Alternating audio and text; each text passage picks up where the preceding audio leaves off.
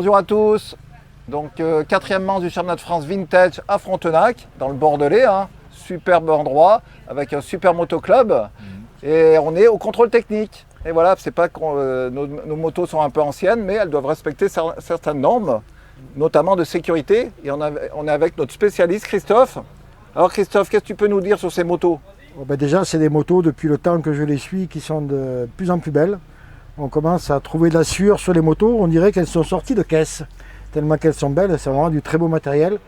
Et après, c'est vrai que on n'a plus les petits soucis inhérents qu'on avait au départ, avec des embouts de guidon, avec des mousses qui manquaient, ou notamment ce fameux coupe-circuit qui pour moi est quelque chose d'indispensable.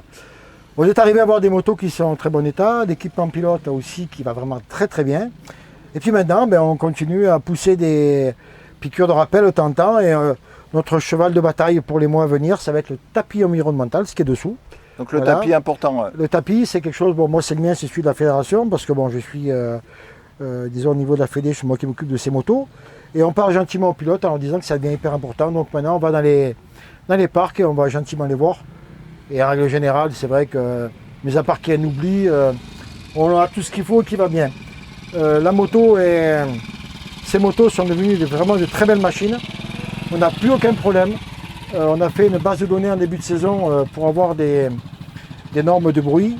Je m'amuse à suivre au fur et à mesure les motos avec des décibels qui, au lieu de monter, vont en régression. C'est-à-dire que les gens, comme je leur explique gentiment, ils font leur laine de roche, ils font tout ce qu'il faut. On commence vraiment à avoir des machines qui sont nickel.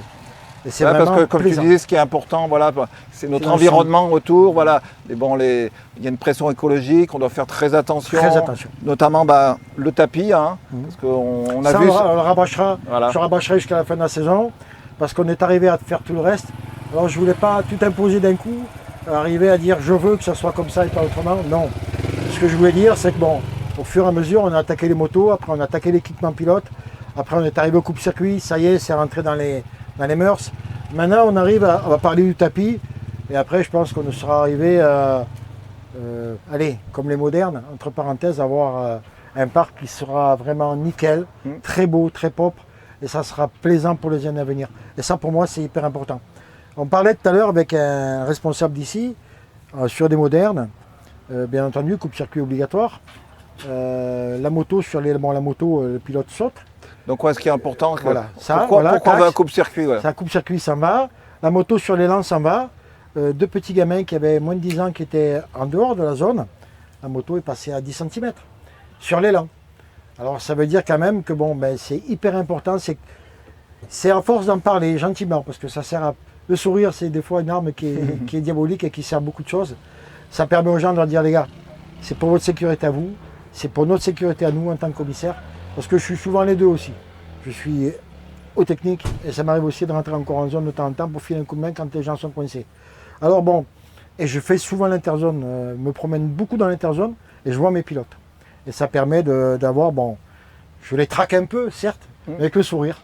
Et ça se passe toujours bien. Et je suis vraiment content depuis quelques temps d'avoir des machines qui deviennent de plus en plus belles et où il y a de moins en moins de problèmes. Et ça, c'est les pilotes qui l'ont fait, et puis Thierry Aubert avec la fédération, qui nous a fait confiance et qui nous permet d'avancer avec des outils qui sont au top et qui nous permettent, j'espère, pendant longtemps encore, de pouvoir profiter de sites comme ça, d'associations qui nous reçoivent et travailler dans des conditions aussi fabuleuses. Le commissaire technique, il a la banane, il est heureux, c'est pas plus compliqué. Merci. Voilà, c'était le mot de la fin. Merci Christophe. Allez, puis pensez bien au tapis. Le coupe-circuit pour les autres aussi.